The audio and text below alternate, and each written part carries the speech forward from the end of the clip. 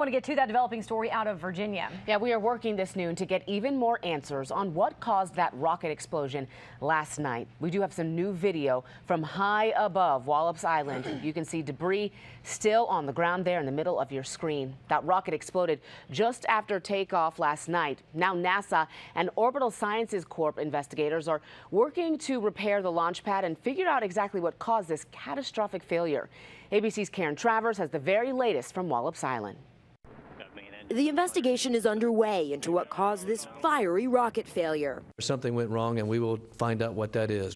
Just 6 seconds after the massive rocket launched from Wallops Island, Virginia, an explosion near its base. The self-destruct button was quickly pushed, and then more explosions. Oh, God. Oh, God. The unmanned rocket and cargo, valued at $200 million, erupted into a massive ball of flames. There were no injuries, and all we lost was hardware, including 5,000 pounds of equipment and supplies, food and parts for the crew in the International Space Station. We've got plenty of work for them to do on orbit and plenty of supplies on orbit to keep them going for quite some time. Students from Texas eagerly watched last night's launch. They had a science experiment on board on its way to the space station, one of 18 chosen from schools across the nation. It was really disappointing to see all of our work go up in flames. Resupply missions to the space station in the past were done by NASA's shuttles, but that program ended in 2011. The government space agency is now paying billions of dollars to private companies like Orbital Sciences and SpaceX to make these trips. Orbital Sciences' next launch was scheduled for April, but that's now on hold as they investigate what went wrong and repair the heavily damaged launch pad. Reporting from Wallops Island, Virginia, Karen Travers, ABC 7 News. And Wallops Island is managed by workers at the Goddard Space Flight Center right here in Greenbelt. And Jeanette Reyes continues our team coverage now. Oh, God. Oh, God. The massive explosion of the Antares rocket on Wallops Island lit up the evening sky as thousands watched in shock. It didn't take an expert to see something went terribly wrong.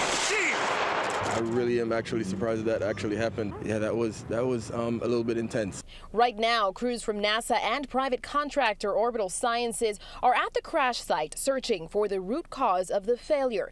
NASA's Goddard Space Flight Center in Greenbelt, Maryland manages the Wallops facility. Several calls to both facilities went unreturned. I hope they figure it all out. Really. We talked to Robin Tyler right outside of the center after she saw the images for the first time. We rely on technology, and technology is not always 100%. In the meantime, NASA officials are asking the public not to touch or collect any debris that may wash up. Materials are part of the ongoing investigation and could be hazardous. That rocket was carrying several experiments, one of them from students at American University. We're working to get a hold of that professor for you. We'll have the very latest starting with our 4 o'clock newscast this afternoon. Reporting in Greenbelt, Maryland, Jeanette Reyes, ABC 7 News.